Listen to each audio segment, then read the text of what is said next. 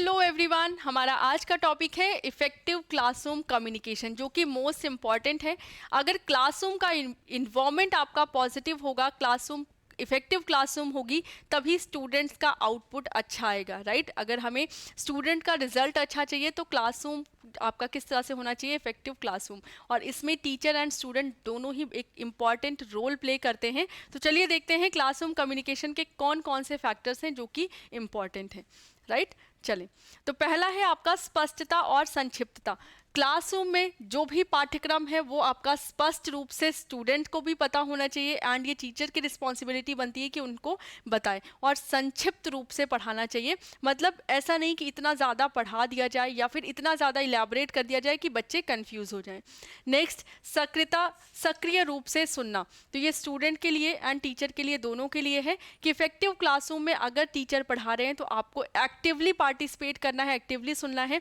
और उसके बाद अगर स्टूडेंट कोई क्वेश्चन पूछता है तो उसको भी अनसुनी ना करके टीचर की रिस्पॉन्सिबिलिटी है कि उसको आंसर करें। नेक्स्ट, अशाब्दिक संचार। अशाब्दिक संचार या नॉन वर्बल कम्युनिकेशन। कई बार टीचर अगर कुछ पढ़ा रहा है तो स्टूडेंट के हाव भाव से ही पता चल जाता है कि उनको समझ में आ रहा है कि नहीं, या हमें ये समझ में आ जाता है कि कोई जो स्टूडेंट है वो, उसकी तबीयत खराब है। मान लीजिए एक स्टूडेंट बहुत वीक फील कर रहा है, बार बार हेड डाउन कर रहा है, तो इट मीन्स कि उसको कुछ ना कुछ परेशानी है। तो इन सारी चीज़ों को समझना चाहिए, इसको हम बोलते हैं अशाब्दिक कम्युनिकेशन, राइट। या फिर टीचर सांकेतिक भाषा में ही आधी चीज़ें अपनी बता देता है। नेक्स्ट आपका है प्रतिक्रिया या फीडबैक। मोस्ट इंपॉर्टेंट पॉइंट है आपके क्लासरूम कम्युनिकेशन का कि फीडबैक ज़रूरी है। अगर टीचर कुछ पढ़ा रहा है तो स्टूडेंट्स को कितना समझ में आया, कितना नहीं समझ में आया, जब तक वो फीडबैक नहीं लेगा, जब तक क्वेश्चन आंसर नहीं पूछेगा, तब तक उसे नहीं पता चलेगा कि उसने क्या पढ़ाया है। नेक्स्ट आपका है ओपन एंडेड प्रश्न पूछें। ओपन एंडेड का मतलब होता है कि ऐसे क्वेश्चन जिनका आंसर स्टूडेंट्स कर सकते हैं। मतलब वो ऐसा नहीं कि उसका सिर्फ एक ही आंसर हो सकता है, राइट। जिसका लॉजिकल रीजनिंग इंक्रीज करने के लिए आपके ओपन एंडेड क्वेश्चन पूछे जाते हैं। दृश्य सामग्री का उपयोग किया जाना चाहिए। मतलब विजुअलाइजेशन, जो दिखता है वो जल्दी याद हो जाता है, इसी वजह से आप देखते हैं पिक्चर्स या मूवीज़ आपको जल्दी याद होती हैं। तो अगर विजुअलाइजेशन होगा तो पढ़ने में भी मज़ा आता है और जल्दी चीज़ें याद होती हैं। नेक्स्ट, बुनियादी नियम स्थापित करें, या फिर कुछ सेट ऑफ रूल्स होने चाहिए। ऐसा नहीं है कि आपका जो टीचिंग है या आपके जो टीचर और स्टूडेंट के बीच में जो बॉन्ड है, उसमें कुछ सेट ऑफ रूल्स, कुछ नियम होने चाहिए, राइट। कि जैसे बुनियादी रूल्स में आप ये भी सेट कर सकते हैं कि कुछ जैसे एक हफ्ते पे टेस्ट होगा, या फिर अगर आपको कोई चीज़ पूछनी है तो इस टॉपिक के एंड पर आप पूछे। तो कुछ सेट ऑफ रूल्स आपके होने चाहिए, जो ग्राउंडेड रूल्स जिनको हम बोलते हैं।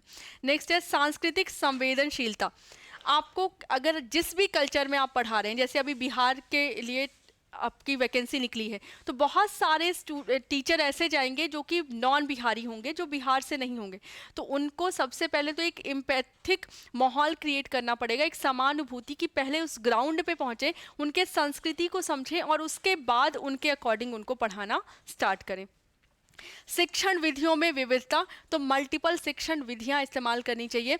मल्टीपल शिक्षण विधियां मतलब, अगर आप, जैसे कई बार होता है कि क्लासरूम में पढ़ते पढ़ते बोर हो गए, तो हम बाहर जाके डेमो दिखा सकते हैं, प्रैक्टिकल कर सकते हैं। हम अगर छोटे बच्चे हैं तो उनको कार्टून्स दिखा के क्लास इफ़ेक्टिव बना सकते हैं, या फिर अगर बड़े बच्चे हैं तो हम प्रैक्टिकल किसी भी चीज़ को ऑडियो वीडियो दिखा के या उसको टेक्स्ट दिखा के उस क्लास को इफ़ेक्टिव बना सकते हैं।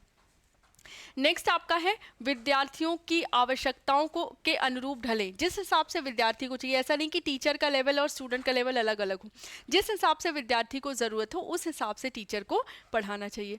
नेक्स्ट, सहयोग को प्रोत्साहित करें। हमेशा पता है शेयरिंग इज केयरिंग, तो जब भी कोलैबोरेशन की बात आए, जब भी ये हो कि टीम वर्क की बात आए, तो इसको हमें प्रोत्साहित करना चाहिए। टीम वर्क हमेशा एक स्टूडेंट्स को आना चाहिए। नेक्स्ट आपका है प्रौद्योगिकी का बुद्धिमानी से उपयोग करना। मतलब जो टेक्नोलॉजी है उसको भी हमें अच्छे से यूज़ करना चाहिए क्लासरूम में। नेक्स्ट आपका है अभिगम्यता। अभिगम्यता या एक्सेसिबिलिटी, जो रिसोर्सेज हैं, जो संसाधन हैं आपके स्कूल के, उनकी एक्सेसिबिलिटी, उसकी अभिगम्यता सुगम तरीके से स्टूडेंट एंड टीचर के लिए होनी चाहिए या क्लासरूम के लिए होनी चाहिए। समय पर और नियमित अपडेट। अगर समय पर और नियमित अपडेट नहीं होगा तो इट मीन्स कि आपकी जो क्लासरूम है वो इफ़ेक्टिव नहीं है। तो चाहे वो किसी टाइप किसी भी तरह का अपडेट हो वो टाइम पर होना चाहिए। नेक्स्ट, सकारात्मक सुदृढ़ीकरण या पॉजिटिव रीइंफोर्समेंट की हम बात करते हैं तो क्लासरूम का जो माहौल होना चाहिए वो पॉजिटिव होना चाहिए। एक तरह का हम 100% नहीं बट टीचर्स एंड स्टूडेंट के बीच में एक फ्रेंडली माहौल या इम्पैथिक माहौल होना चाहिए कि स्टूडेंट टीचर को समझ सके और टीचर स्टूडेंट के ग्राउंड लेवल और कल्चर लेवल को समझ सकें। ठीक है, तो ये हो गया आपके इफेक्टिव क्लासरूम के कुछ रूल्स, जिनको अगर आप इफ क्लासरूम में रखते हैं या क्लासरूम में फॉलो किए जाते हैं तो वो क्लासरूम आपकी इफेक्टिव हो जाती है। और इसी तरह के क्वेश्चन आपके यहाँ क्लासरूम से पूछे जाते हैं, इफेक्टिव क्लासरूम से पूछे जाते हैं। ठीक है, तो आज के लिए बस इतना ही रखते हैं। अगर इसकी डिटेल वीडियो देखनी है, एक एक पॉइंट को डिटेल में किस तरह के क्वेश्चन पूछे जाते हैं, किस तरह से प्रीवियस ईयर में पेपर में क्वेश्चन आए हैं, ये सब चीज़ें जाननी है तो उसके लिए आप दिए हुए नंबर्स पे कॉल करके पेड बैच परचेज कर सकते हैं and teachers academy and UGC academy channel को ज्वाइन कर सकते हैं। यूजीसी अकेडमी आपका एक्सक्लूसिव है यूजीसी के स्टूडेंट्स के लिए। ठीक है, आज के लिए बस इतना ही। Have a good day.